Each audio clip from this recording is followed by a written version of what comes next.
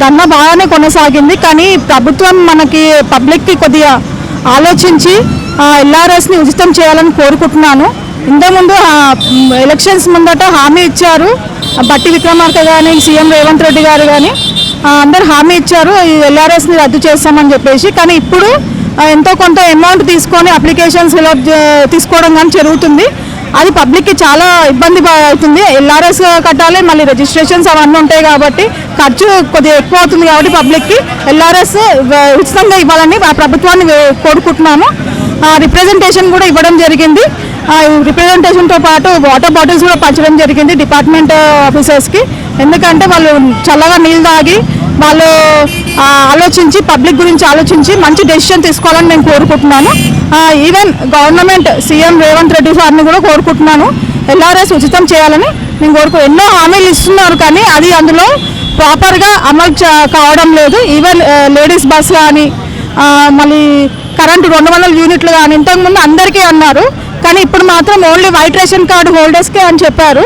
ఆ white ration holders కూడా సరిగ్గా అందట్లేదు. ఎందుకంటే ఈ జీరో బిల్ అనేది కొంతమందికే వచ్చింది, అందరికీ రాలేదు. సో ఇది ఆలోచించండి, ఒక స్కీమ్ తీసే ముందు అందరికీ ఉపయోగపడేలాగా ఆలోచించి తీయండి. ఎందుకంటే మీరు అందరికీ అమలు చేస్తే కానీ మీకు మంచి పేరు రాదు. అందరికీ అమలు చేయాలని నేను కోరుకుంటున్నాను. Thank you.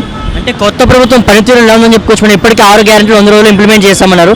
ఇక దీనికి సంబంధించి ఇప్పటికైతే 3 అయినాయి. ఇన్ కేసు ఈ యొక్క 6 గ్యారెంటీలు కనుక 100 రోజులు అమలు కాకపోతే పార్లమెంట్ ఎన్నికల మీద ఏమైనా ప్రభావం పడే అవకాశం ఉందంటారా?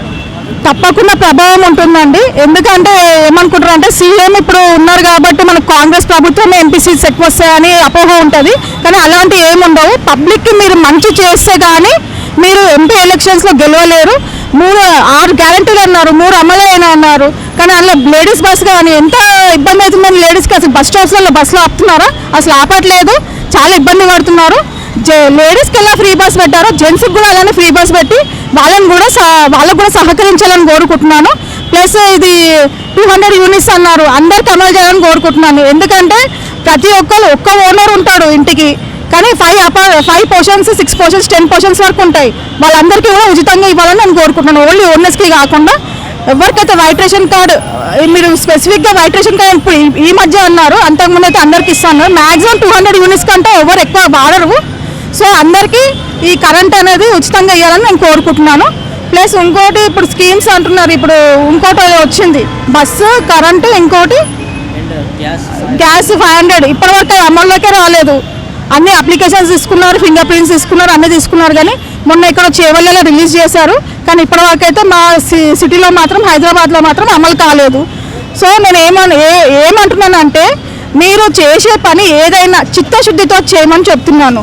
ఎందుకంటే ఇప్పుడు ఒకరికి ఇచ్చి ఒకరికి ఇవ్వకపోతే మీరు ఒకరి దాంట్లో పాజిటివ్ ఉంటారు, మరొక దాంట్లో నెగిటివ్ అవుతారు. ఆ నెగిటివ్ అనేది చాలా పాకుతుంది పాజిటివ్ అంట. సో కాబట్టి ప్రతి ఒక్కరికి మీరు ఇచ్చే స్కీమ్స్ ప్రతి ఒక్కరికి అందేలాగా నేను కోరుకుంటున్నాను. Thank you. అంటే మేడం ఒక్క నిమిషం, అంటే ఇప్పుడు రానున్నటువంటి పార్లమెంట్ ఎన్నికలకు సంబంధించి బీఆర్ఎస్ ఎటువంటి కార్యాచరణ చేయబోతుంది, ఎలా ఉండబోతుందని చెప్పుకోవచ్చు? 100% మేము కంపల్సరీగా విన్ అవుతామని కోరుకుంటున్నాం. ఎంపీసీస్ బాగానే గెలుచుకుంటామని కోరుకుంటున్నాం. మేము ఆల్రెడీ గ్రౌండ్ వర్క్ స్టార్ట్ చేసాం. మేము అన్ని బస్సులలో తిరుగుతున్నాం. మేము అనవసరంగా వేసాం రా బాబు కాంగ్రెస్కి అని చాలామంది పబ్లిక్ రివర్స్ అవుతున్నారు. మేము ఏదో మార్పు కోరుకుంటున్నాం అని, మార్పు చేస్తాడేమో అనేసి మేము కోరుకుంటే మాకే అసలు ఏ స్కీమ్స్ ఇప్పుడు పెన్షన్స్ కూడా అందట్లేవండి. ఇది ఇంకోటి, పెన్షన్స్ కూడా సరిగ్గా రావట్లేదు. హ్యాండిక్యాప్ పెన్షన్స్ ఎంత ఇబ్బంది అండి. హ్యాండిక్యాప్ వాళ్ళకి కూడా పెన్షన్స్ రావట్లేదు. సో దయచేసి నేను గవర్నమెంట్ని ఒకటే రిక్వెస్ట్ చేసేది ఏంటంటే మీరు ఇచ్చిన హామీలు త్వరగా అమల్లోకి రావాలి, పబ్లిక్కి అందాలని కోరుకుంటున్నాను.